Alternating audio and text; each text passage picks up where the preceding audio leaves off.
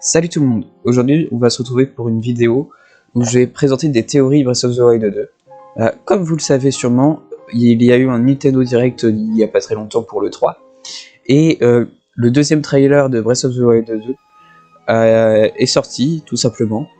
Donc dedans on a eu pas mal d'indices sur le jeu en lui-même, mais on ne sait toujours pas trop l'histoire. Donc là je vais expliquer des théories. Donc on va tout de suite commencer avec la première théorie, qui est que Breath of the Wild 2 a un lien avec Skyward Sword. Donc déjà, on peut voir que dans le trailer, il y a des îles volantes qui font vraiment penser à celles de Skyward Sword. Il y a aussi quelques petits clins d'œil comme la chute de Link, sauf que celui-là, il a une autre tenue un peu antique, qui n'est pas vraiment actuelle pour les Breath of the Wild par rapport à Breath of the Wild normal.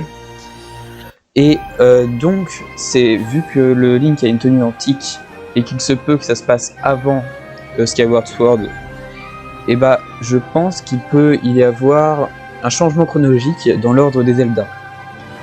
Ce qui peut être vraiment très intéressant, c'est que aussi on peut voir qu'il y a une partie dans le monde, dans le présent après Breath of the Wild parce que le château s'envole, ou peut-être c'est avant Breath of the Wild, on ne sait pas encore.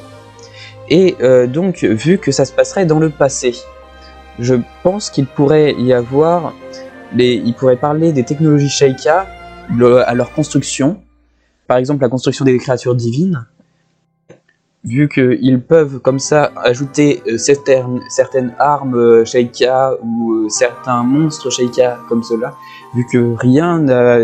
Il y a sûrement eu des sortes de gardiens qui n'ont pas été découverts dans Breath of the Wild, ou d'autres armes qui n'ont pas été découvertes. Dans tous les cas, ça pourrait permettre d'avoir de nouveaux ennemis, de nouvelles armes, de nouvelles armures. Donc ça pourrait apporter que du bénéfice dans le jeu. Maintenant, on va passer à la deuxième théorie. La deuxième théorie est que le royaume d'Hyrule repasserait dans sa phase primaire, donc sa phase île volante.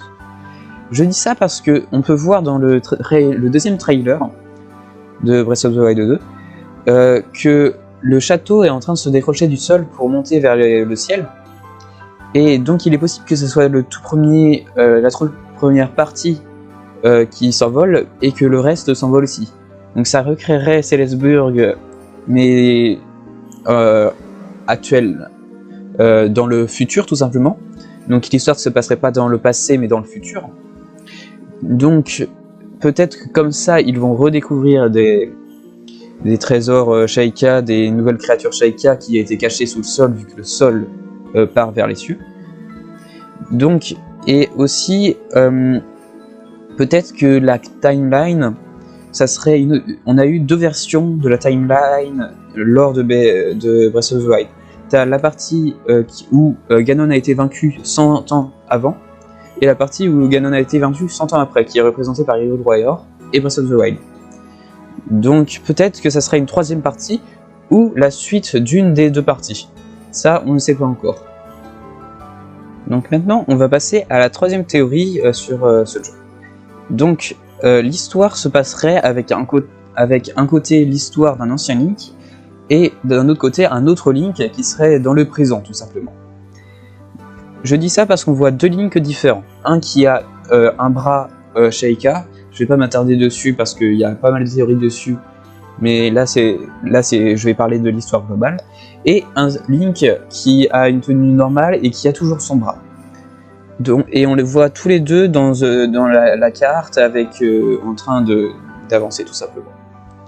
Donc je pense que on voit ces deux Links différents parce que le Link normal dans le présent a sûrement... On peut voir que la momie, je vais pas aussi m'attarder sur le sujet parce que la momie, il y a plein de théories dessus. La momie, donc le méchant, se réveille et c'est un ancien méchant. Donc peut-être que Link va peut-être retourner dans le passé pour le vaincre. Donc c'est ce qui expliquerait deux Links différents. Et on parle d'un autre Link, et donc il y aurait des petites parties du jeu qui se passeraient dans le passé. Mais c'est peu probable parce que je pense que la majorité du temps ça sera dans le passé, parce que la plupart du trailer est quand même avec le Link avec un bras Sheikah. Donc, ce qui voudrait dire que soit le Link, il y a deux Links, soit il y a un seul Link qui repart dans le passé pour battre, et on pourrait switcher entre le présent et le passé. Ça serait vraiment stylé.